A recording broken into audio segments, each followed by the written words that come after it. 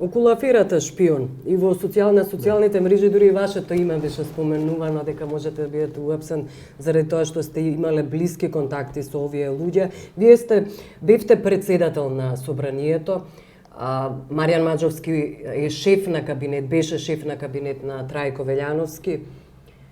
Имате ли навистина релации со овие луѓе? Па единствено што е тука точно е дека Маријан Маџовски јас го примив на работа, односно влезе на работа во кабинетот на председателот кога јас бев председател. Но дали имавте подоцна? Но беше референт. Во моје време беше референт за собраниски седници.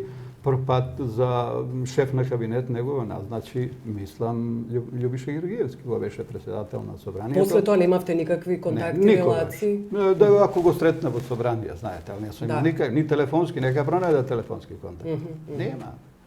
И знаете, или еден човек што напиша на неговиот профил на Facebook, самото име говори колку треба да имате доверба во него. Самиот се легитимира како нели шифрата во аферата Шпион, Луди Милојко.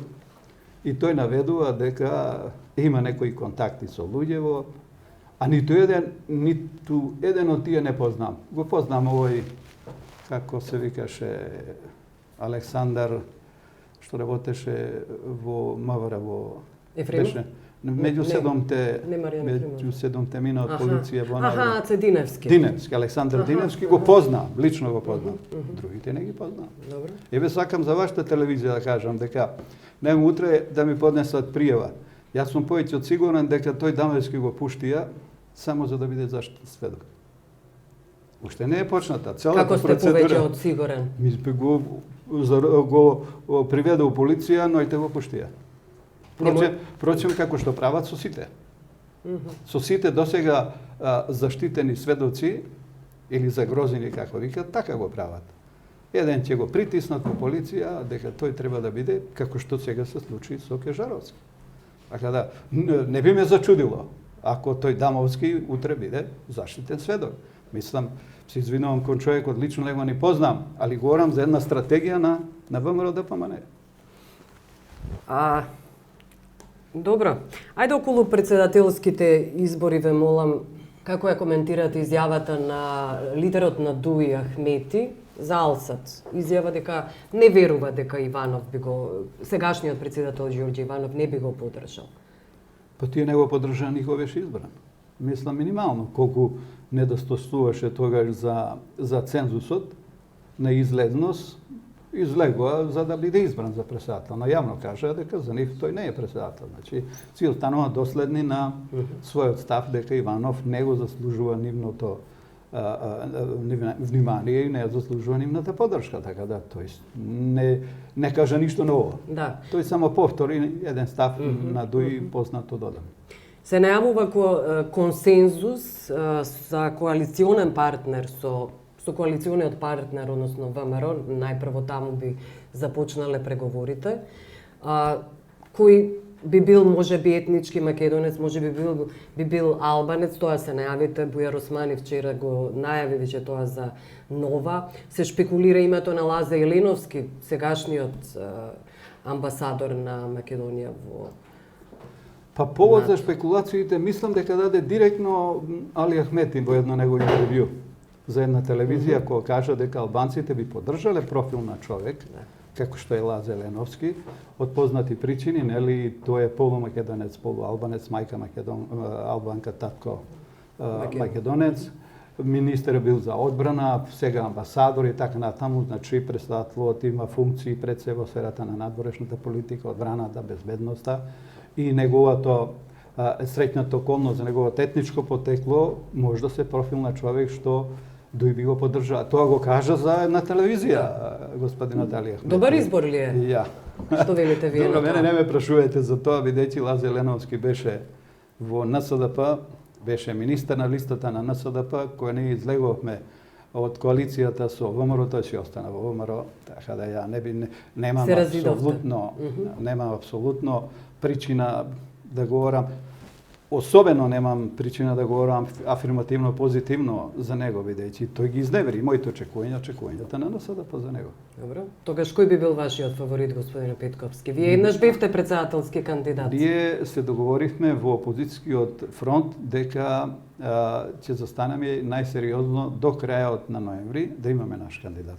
Значи се уште сме во фаза на размислување, правиме анкети, сондажа на јавно мислење за некои кандидати и така натаму. Не би сакал навистина да шпекулирам, сепак се работи за една чувствителна функција за која треба да се соберат што повеќе политички партии, интелектуалци, граѓани. А кај нас, ако сакате некого да го упропастите или да му ги смалите шансите, номинирајте го за некоја таква функција. До крај на ноември мислам дека ние ќе имаме свој кандидат. Пред ВМРО би излекле? Па нема причина ние да чекаме ВМРО. ВМРО нема потреба нити од посебна кампања да води. Тие ќе го утврдат кандидатот непосредно пред избори, пред да се оди на избори, како што го прават. За нив не им треба, тие бидејќи веднаш почнуваат антикампања против можните кандидати, ќе го направат сам ѓаво. Ако не дај Боже, ако ја номинираме или да не ме сватат погрешно гледачите, реинкарнација на мајка Тереза. Тие за 3 сата преку Сител ќе направат ѓубре и некои други телевизии. Така да, крајно е неблагодарно да ние номинираме човек ептен, неколку месеци. Мислам, од крадењето на сливи како малолетник до денес ќе му ги извадат на нивните медиуми Дали е тогаш добро пропаста човек. Дали е тогаш добро да биде некој непознат? Не може да биде председател на држава непознат човек. Велите дека е добро да има искуство? Председателот на државата, знаете што, треба да биде персонификација некој на нацијата, значи да биде авторитет. Неговиот авторитет не да произлегува функцијата, туку авторитетот да ја заслужува функција. Долгогодишно искуство во политиката. Да има искуство во политиката. Па гледате, ние имаме искуство со политичари кои што се од вчера дојдени или кои што залутале во политиката. Еве ги резултатите каде е Македонија. Има некои информации дека би бил Петар Гошев или Денко Малески кога говориме за искуство во политиката. Добро, таму се спомнуваат, нели, 3-4 кандидати, ја не би сакал на вистина, бидејќи немаме никој договор да шпекулирам кој би било името. Но сигурен сум дека ние ќе имаме конкурентен човек. Прашање е сега дали ќе успееме да направиме вистински линк со ДУИ и другите партии албанскиот политички се надевате на коалиција со ДУИ? Тешко ќе биде да се избере председател со 40% цензус како што сега нели го изменивме уставот, ако албанците го бойкотираат, ако не застанат зад него. Или дури и да биде избран, тој нема да има легитимитет, има легитимитет како што има Ѓорѓе Иванов. Ѓорѓе Иванов не е председател, тој е председател на симпатизерите и членови на ВМРО ДПМН, не е председател на Република Македонија. Мислам, не е председател затоа што не го поддржава. Велите однапред дека би можеле да изгуби опозицијата со кандидат доколку не влезе во коалиција со ДУИ? Не однапред да изгуби, он може да добие. Меѓутоа се плашам ако не биде поддржан кандидатот од албанците, дека ќе се исполни цензусот.